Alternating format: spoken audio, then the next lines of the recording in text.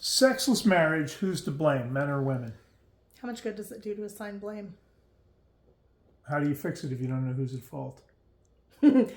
You work on yourself because assigning blame, it tends to focus you on the wrong thing. Who's at fault, men or women? I don't know what you want me to say here because I've said what I... No. Both what do you and see? neither. Okay, both. What do you see as the common trend that women do wrong that cause sexless marriages? I would say there's a few things. So, not understanding responsive desire, for one. That's a huge one.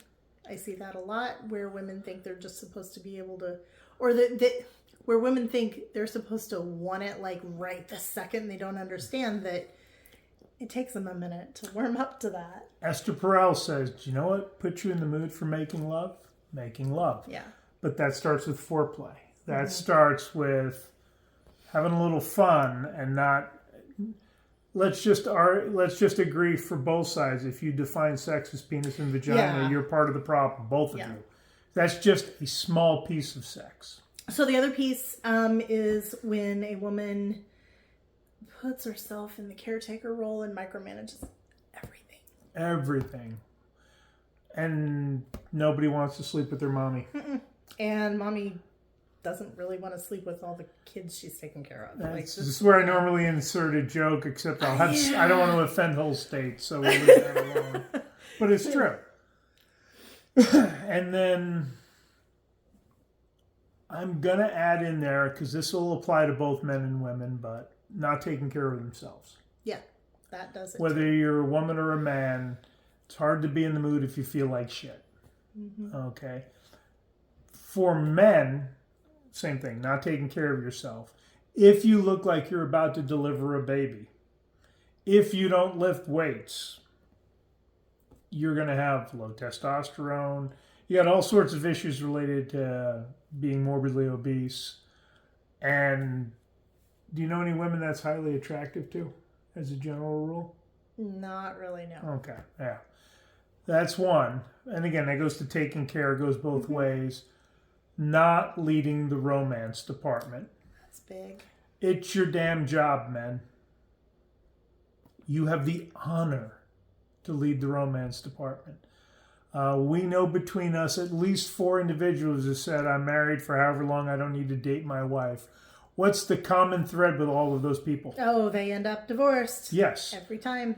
You don't get to stop dating your wife when you get married. You continue to do what built romance, intimacy, connection, because you're going to need that when kids come. What you did to get her is what you do to keep her. Right. And I would argue the greatest cock block in the world is children. Oh, I was about to say somebody specific. He knows who he is. CB! So we've got men not taking care of themselves, not leading the romance department, and not educating yourself about sex and pleasuring your partner. Yeah. Have you been with partners that are low skilled in the sexual department? Yes. Okay. Does it make you want to have sex? No. Okay. Have you been with other partners that have more skill? Yes. And what does that make you want to do a lot more? It makes you want to have sex a lot more. Yeah. As you've put it, if you have filet mignon every night, right? If you have the same thing all the time, you're going to get tired of it. And especially, let's just turn that to like cube steak. You just, low skill, low quality, and same thing all the time. Those things are going to turn you off quick. Okay. And for the record, she's never been served cube steak with me cooking. Metaphorically or, otherwise. Yeah, actually. But you have gotten filet mignon, a lot more KC strip and ribeye. Yeah. So, men, that's a great point, though. Women need variety. Yeah. Women need, there needs to be a little bit of an edge. So this is why we tell men, you need to go do your own thing as well. You need to tell her no. You know, they're literally. And we're not talking specifically in the bedroom here. This is Right. relationship wide. But yes, but I'm going to tell you, I just responded to a post in the men's group where he had somebody he hadn't talked to in a while and he needed to have, it was an important conversation. So he called them back after dinner. She comes into the bedroom, starts playing with herself to initiate while he's on the phone call. Yeah. And then gets upset because he didn't hang up. Because there's a man with boundaries. She fucked up because she believed the lie, men only want one thing. Mm-hmm. This wasn't a call with his mom where you're being playful. Right. I was going to say, if it's a playful thing and it's a different context, then fine. But this is not. Women, if you believe all we care about is sex, you're part of the problem. We want intimacy. We want connection. We want a partner that has our back. And, this, we're always ready at the drop of a hat. That's the farthest thing from the truth.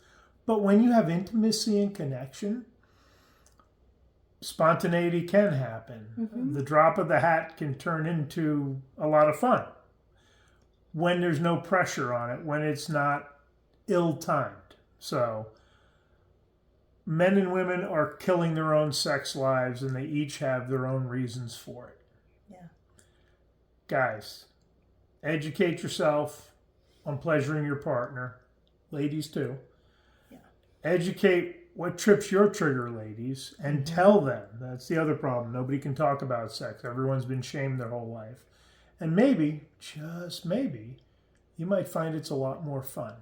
And if you're in a disconnected relationship and you can't recall the last time you've had sex, ladies, you want to talk to somebody, reach out to Melanie. Men, reach out to me. You can't fix this in 2 weeks. Yeah. But in 2 weeks, you could start laying the foundation for a path of healing that can go pretty quick if you're consistent and patient. All right, guys, contact information is down below. Have a great weekend.